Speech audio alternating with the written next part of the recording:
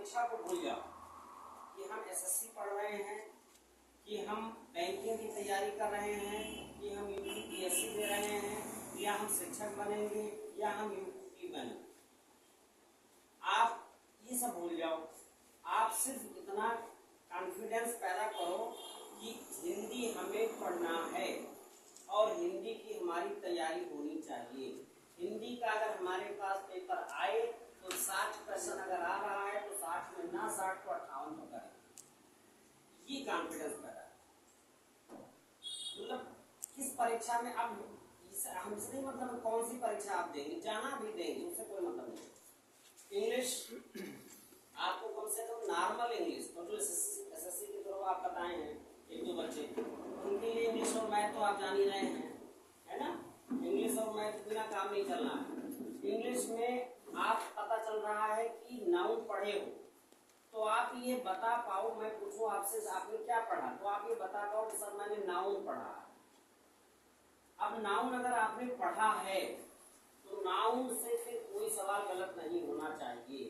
बस ऐसा मतलब जो भी टॉपिक आप पढ़ रहे हो अपने आप को वादा करो कि इस टॉपिक से सवाल जीवन में गलत नहीं होगा मरते दम तक। एक टॉपिक पढ़ो, जैसे मान लीजिए संविधान में आपने पढ़ लिया कि प्रस्तावना पढ़ लिया। अब प्रस्तावना पढ़ लिया तो पढ़ लिया, प्रस्तावना से सवाल नहीं गलत होगा, चाहे बैंकिंग में जाऊं, चाहे एसएससी में जाऊं, चाहे यूपी पुलिस में जाऊं, चाहे शिक्षक बनूं, चाहे अधिकारी बनूं, कहीं भी जाऊंगा। अगर संविधान की प्रस्तावना से क्वेश्चन आ गया तो हम उसको गलत नहीं होने देंगे। इस प्रकार की तैयारी में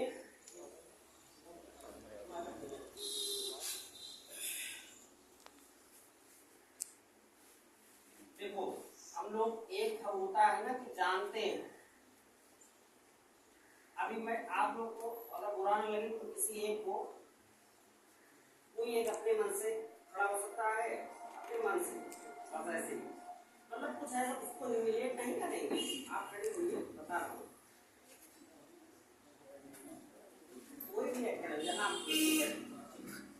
चलो किसी चीज की तैयारी कर रहे हो पहले तो उसके लिए ताली बजाओ यार। यही हिम्मत तो चाहिए। पहली बार हम अपने ऊपर भरोसा नहीं है हमें कि हम बना पता नहीं काम कुछ लेना पता नहीं। टीचर कभी आपको ऐसा नहीं करे, है ना। अगर वो ऐसा करता है तो फिर मैं उसे टीचर नहीं मान, क्योंकि आप बच्चे हैं। बच्चों में कोई भी यहाँ पर सर्वज्ञ नहीं है कोई हाँ? है कोई इसलिए आपको चाहे मानते मैं तो नहीं मानता। सर्वज्ञ नहीं है यानी कि मनुष्य क्या है, अपूर्ण ही है, पूर्ण तो है नहीं। तो आप भी अपूर्ण हम भी अपूर्ण बराबर हो गए सब। आप किसी क्षेत्र में थोड़ा ज्यादा जानते हो, हम किसी क्षेत्र में थोड़ा ज्यादा जानते हैं। आपकी कैपेसिटी किसी क्षेत्र में ज्यादा होगी। अब आप शायद 5 किलोमीटर दौड़ जाओ, मैं नहीं दौड़ पाऊंगा। 200 मीटर 500 मीटर में हालत खराब हो जाएगा। तो ये मतलब नहीं है, आपकी कैपेबिलिटी अलग है। लेकिन आप किसी की तैयारी करते हैं क्योंकि पुलिस की क्या क्या हिंदी में क्या क्या पढ़ते हैं इससे पहले बताओ। अच्छा जल्दी संधि स्टार्ट से पढ़िए, स्टार्टिंग से। संधि को सिंपल वे में जैसे आप बताना चाहो कि संधि क्या है। संधि वह होता है जो दो निकटवर्ती जो वर्ण होते हैं, शब्द होते हैं, उनका जो वर्ण होता है वर्ण निकटवर्ती शब्द का मेल जब होता है तो उससे जो विकार उत्पन्न होते हैं उसे संधि कहते हैं। शब्द जो होते हैं 3 प्रकार से होते हैं, स्वर शब्द, व्यंजक शब्द। बहुत बढ़िया। तो अब इसके बाद मैं आपसे पूछूं कि आप अलंकार पढ़े हो, अभी पढ़े कि नहीं पढ़े? तो हम ये जरूर जाने कि हम क्या जानते हैं, ये ध्यान रखिए। जैसे इसने कहा कि संधि जानते हैं, अब संधि से हमें डेफिनेशन पूछा, इसने बताया। अब ये ठीक लड़का है, आप मान। अब अगर आपसे पूछा जाए तो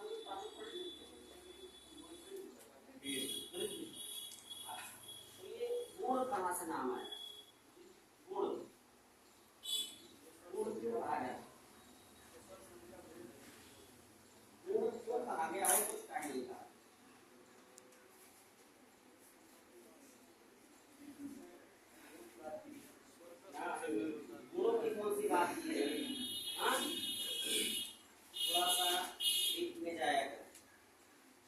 आपके पास है ना सब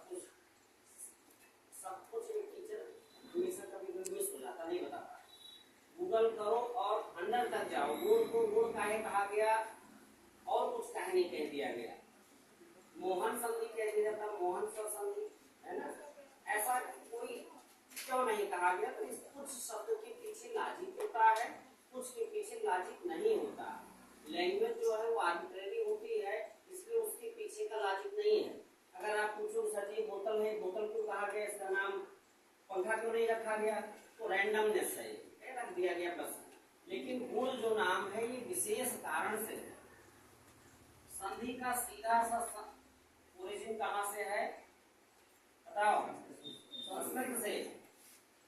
हाँ, संधि का सीधा सा संबंध कहाँ से है, संस्कृत से। और गुण 3 लेटर होते हैं, आ ए ओ। जहाँ आ बने, ए बने, ओ बने, वहां गुण स्वसंधि होगी, इसीलिए इसका नाम गुण है। अगर पूछे कि गुण संज्ञक कितने वर्ण होते हैं, कितना बताओ, 1 2 3। अब देखो, आप री के साथ आर बनता है, आ बन गया वहां, ए बना, अ ई के साथ ए बना। अच्छा, अ और ई के साथ ए ही क्यों बना, ये कोई बताएगा, जरूर ना। थोड़ा सा मैं आपको एक कह रहा हूँ, बैठ, मैं आपको थोड़ा सा क्या कह रहा था कि जैसे घाव हो जाती है ना, घाव की बनी है तो डॉक्टर के यहाँ जाते हो तो साफ करता है ना, घाव साफ कर दर्द होता है, लेकिन ये ठीक तभी हो। बताओ भैया, आर के बाद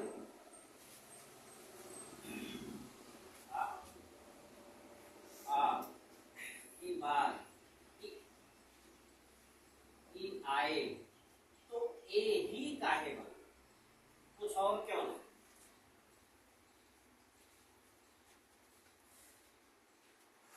कोई एक बता दो यार, हाँ, यूपी वाले मिल जाओगे कहीं पे, हाँ, वो जिसको भी जानकारी हो, जो भी जानकारी हो बताइए। अगर कहीं मेरी गाड़ी में मिल गए जो बताया होगा यहाँ, उसी दिन यूपी बना देंगे आप, ये जानो, इतना कहता। चाहे जहाँ मिल जाओगे उच्चारण के लिए उच्चारण नहीं होगा, तो दूसरा बनाएंगे तो उसका गलत हो जाएगा। जैसे मदेक की 2 आ प्लस के बराबर है,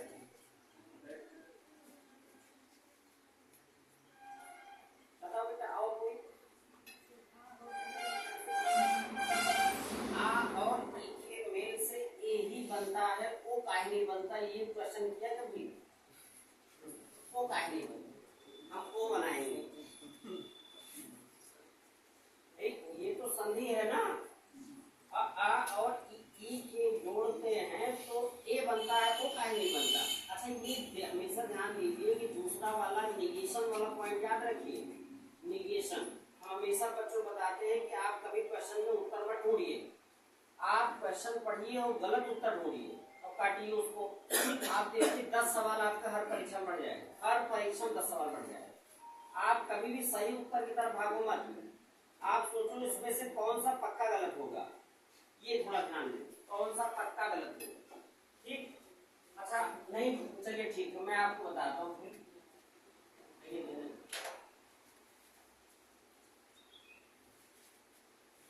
अच्छा, शुरुआत से जो बच्चे पढ़े होंगे वो जानते होंगे कि उच्चारण स्थान पता है ना। हाँ, अ का उच्चारण स्थान क्या है, बोलिए, ये कंठ ध्वनि है। ई का उच्चारण स्थान क्या है, इसीलिए तालव्य भी कहा जाता है। फिर आ गया कंठ तालव्य। हाँ, कंठ तालव्य कितने वर्ण हैं, एक आई, एक को सामान्य, एक को वृद्धि। अब इसको कहते हैं गुण, इसको क्या कहते हैं, तो गुण में 2, अब गुण में ए ही तो आएगा, कौन आएगा भाई, गुण में 3 ही लेटर हैं, अ ए ओ, और ये कंठ जुड़ा तालव्य जुड़ा तो उच्चारण में कंठ तालव्य वाला वर्ण आएगा।